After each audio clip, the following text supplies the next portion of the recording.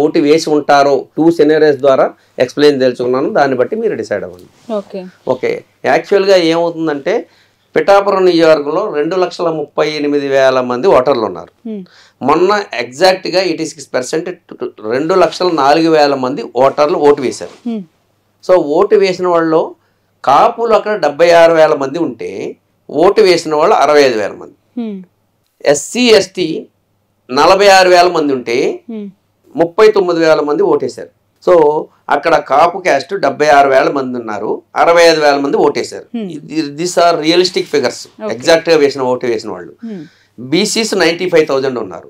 బీసీస్లో అంటే మనం సెగ్రిగేట్ చేస్తే చేనేత కార్మికులు అదే వేవర్సు, శెట్టి బలిజ, ఫిషర్మెన్, వగర, నగర, రెల్లి ఇలా సబ్ క్యాస్ట్లు అన్నీ కలిపి మొత్తం మీద 95,000 మంది ఉన్నారు బీసీ. సో షెడ్యూల్డ్ క్యాస్ట్ వాళ్ళు 46,000 మంది ఉన్నారు. సో 95,000 మంది బీసీస్లో 82,000 మంది ఓటు చేశారు. 46 మంది ఎస్సీస్లో 39,000 మంది ఓటు చేశారు. రెడ్డీస్ 13,000 మంది ఉన్నారు, అందులో 11,000 మంది ఓటు చేశారు. అదర్ ఫార్వర్డ్ క్యాస్ట్ అంటే బ్రాహ్మిన్స్, వైశ్యాసు, వెలమాసు, రాజులు వీళ్ళు 5,000 మంది ఉన్నారు, వాళ్ళు 4,000 మంది ఓటు చేశారు. మైనారిటీస్ అంటే ముస్లింలు, క్రిస్టియన్స్ 3,000 మంది ఉన్నారు, వాళ్ళు 2,500 మంది ఓట్ చేశారు. అంటే ఈ ఓట్ చేసిన వాళ్ళు ఇక్కడ ఎగ్జాక్ట్ ఫిగర్స్ 2,04,000 మంది టాలీ అవుతుంది నాకు. అయితే నేను 2 సెనేరియస్లో ఎక్స్ప్లెయిన్ తెలుసుకున్నాను.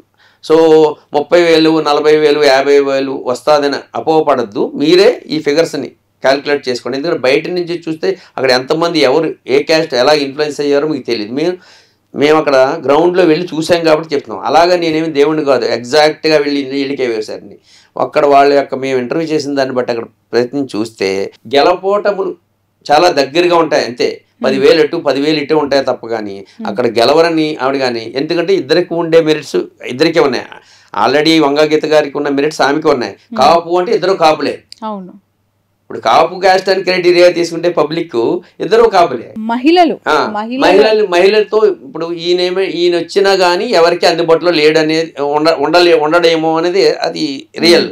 ఈమెమో ఆల్రెడీ ఇంచుమించు almost 90% of the voters personal attachment ఉంది ఈమెకి.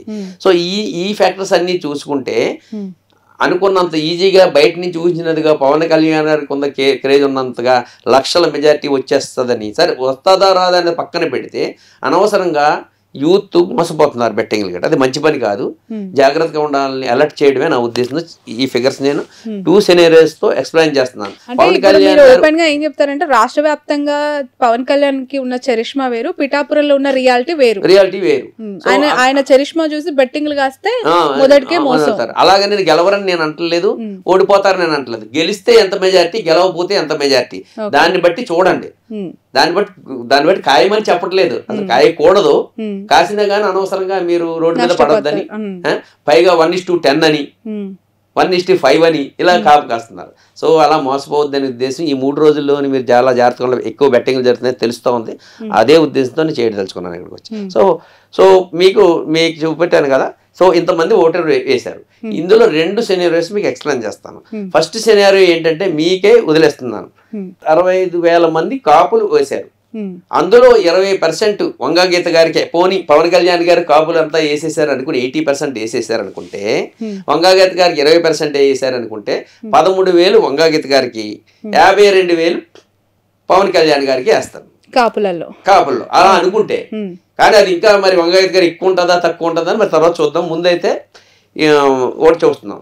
అలాగే బీసీస్లో 82,000 వేస్తే ఫస్ట్ సెనేరియో ఏంటంటే నార్మల్గా చెప్పడం అంటే ఎస్సీసు BCs not the Pawan Kalyan, not Vanga Geetha, Jagan గవర్నమెంట్కి ఫేవరబుల్గా ఉన్నారండి. ఎందుచేత అంటే ఆయన సంక్షేమ పథకాలు ఇచ్చాడని. సో వాటిని దృష్టిలో పెట్టుకుని ఎస్సీసు బీసీస్కి ఎక్కువ అందినాయి అని 90% వాళ్ళకి అందినాయి కాబట్టి వాళ్ళందరూ జగన్గా చేస్తారో ఈ పవన్ కళ్యాణ్ ఇమేజ్ అని కాదు కానీ, లేదా ఆవిడ గతంలో చేశారని కానీ ఆ ఇమేజ్ తెస్తారని చూస్తే అక్కడ తెలిసిందానికే నేను ఆరులో అయితే 60 to 70%, 60% వరకు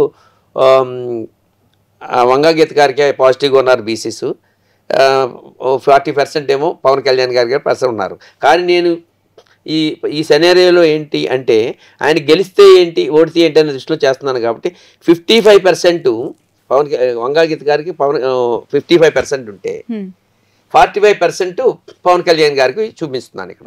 అందులో 45,000 వంగా గీత గారికి, 37,000 పవన్ కళ్యాణ్ గారికి పడుతుంది. సేమ్ విత్ ఎస్సీ ఎస్టీలో 46,000 మంది ఉంటే 39,000 మంది ఓటు చేశారు. సో అందరూ అనుకున్నట్టుగానే 39,000 మంది ఓటు చేసినప్పుడు 90% ఎస్సీస్ అందరూ వాళ్ళకే వేస్తున్నారని, 10% ఎస్సీస్, అది పవన్ కళ్యాణ్ ఇన్ఫ్లుయెన్స్ లేదని, అంటే లోకల్ గ్రౌండ్లో చెప్పేది అందరూ పవన్ కళ్యాణ్, అది ఎస్సీస్ అందరూ జగన్ గారికి వేస్తున్నారు, పథకాలు అందుకుంటున్నారు, లాస్ట్ టైం అలాగే వేశారు, అందుకే ఆయన 100% గవర్నమెంట్ అలా అనుకుంటే 90% వేస్తే 35,000 వంగా గీత గారికి, 4,000 పవన్ కళ్యాణ్ గారికి వస్తుంది అనమాట. అలాగా రెడ్డీస్ 13,000 మంది ఉంటే 11,000 మంది ఓటు చేశారు. 11,000 మందిలో 90% రెడ్డీస్ జగన్ గారికి, ఒక 10% పవన్ కళ్యాణ్ గారికి వేస్తే 10,000 మంది వంగా గీత గారికి, 1,000 పవన్ కళ్యాణ్ గారికి. అలాగే అదర్ ఫార్వర్డ్ క్యాస్టులు 4,000 ఉన్నారు, 5,000 ఉంటే 4,000 ఓటు చేశారు.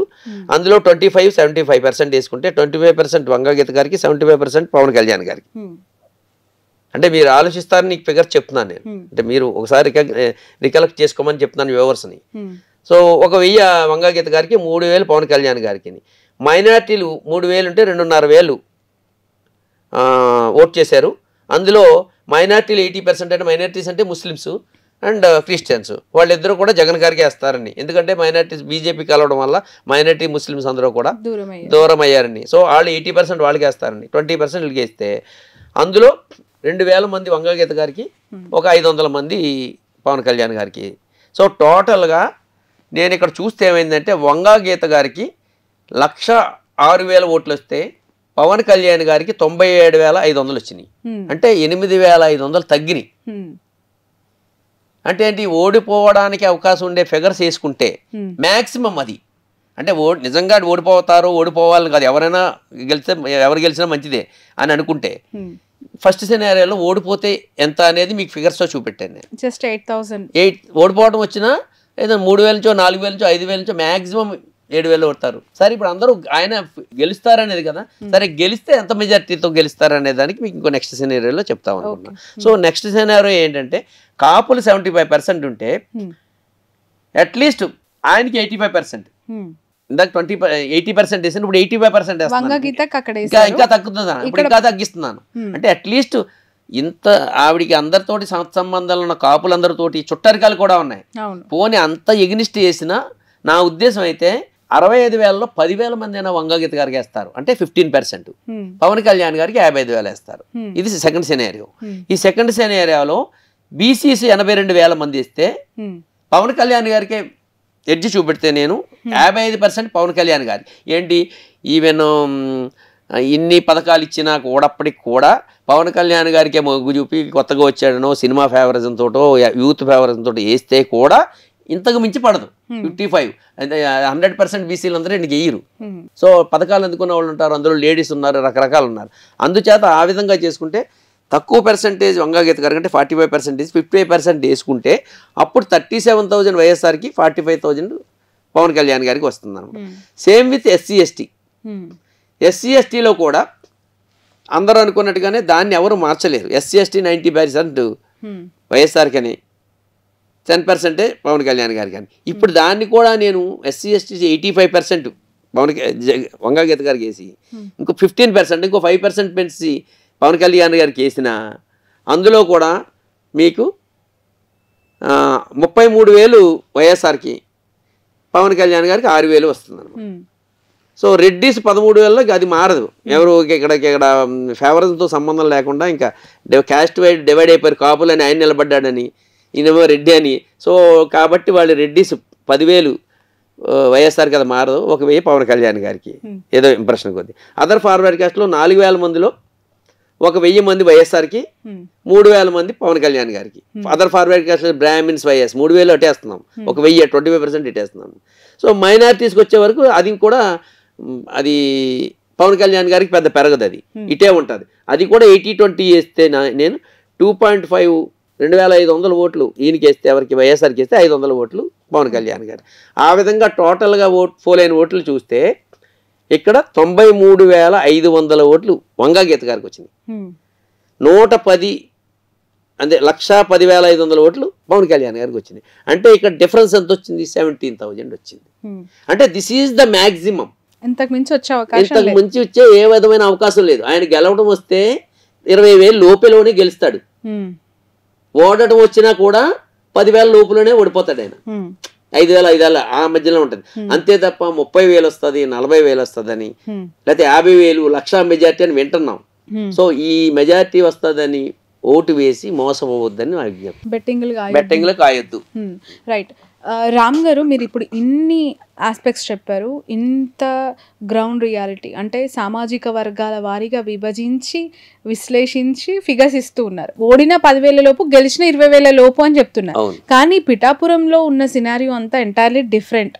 గతంలో పవన్ కళ్యాణ్ గారు 2 చోట్ల ఓడిపోవటము, పార్టీ పెట్టి ఇన్నేళ్ల తర్వాత ఇప్పుడు పిఠాపురం గుమ్మాన్లో ఒకసారి అవకాశం ఇవ్వండి, ఈసారి నన్ను గెలిపించండి అని చాలా ఎమోషనల్గా మాట్లాడిన పరిస్థితులు, ఆ వీడియోస్ అన్నీ బయట బాగా వైరల్ అయినప్పుడు బీజేపీ అలయన్స్ అనేది కానీ, టీడీపీ కూటమి అనేది కానీ, లేదంటే కమ్మ కాపు ఎస్సీ ఎస్టీ ఈక్వేషన్స్ అనేవి కానీ, ఇవేవి పిఠాపురంలో వర్కౌట్ అవ్వలేదు. జస్ట్ పవన్ కళ్యాణ్ అనే ఒక పర్సన్ ఆ ఫేస్ని చూసి పిఠాపురంలో ఈసారి క్లీన్ స్వీప్ అయ్యే అవకాశం ఉంది అనేది పదే పదే పవన్ అభిమానులు కావచ్చు, జనసేన నాయకులు కావచ్చు, ఆ పార్టీకి ప్రచారం కోసం తిరిగిన అనేక మంది చెప్పిన మాట.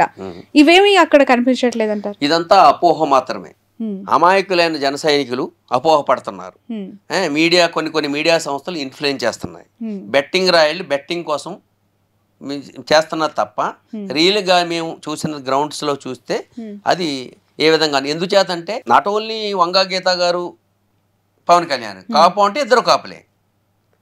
ఇకపోతే ఎవరు ఫెమిలియర్ అంటే ఆవిడ ఆల్రెడీ వర్క్ చేసి ఉన్న ఆమె అందరికీ సుపరిచితురాలు. సో ఆమె పర్సంటేజ్ ఆఫ్ వ్యూలో చూస్తే అందరితోటి మమేకమై ఉంటుంది. కొంతమంది చాలామంది ఏమన్నా పవన్ కళ్యాణ్ గారు ఇవాళ వస్తారు వెళ్ళిపోతారు తప్ప తర్వాత ఆయన అందుబాటులో ఎక్కడ ఉంటారు ఇప్పుడే కలవడానికి ఉండలేదు అని ఇది ఒకటి ఉన్నది. ఏ విధంగా చూసినా గ్రౌండ్ రియాలిటీ మాత్రం అది లేదు. సో బయట దేశాల నుంచి వచ్చి ఏదో సినిమా ఫేవరిజంతో తప్ప ఊహించుకోవడం తప్ప అంత లేదు.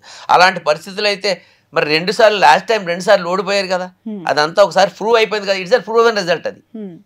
సో దాన్ని తారుమారు చేసేస్తూ లక్షల మెజారిటీ వచ్చేస్తుంది అనేది యాదృచ్ఛికం, అది కాదు, జరగదు అది. రైట్. ఓవరాల్ గా ఏపీ సిచ్యువేషన్ ఏంటంటే ఇంకా ఎగ్జిట్ పోల్స్ కి ఎన్నో రోజులు లేదు.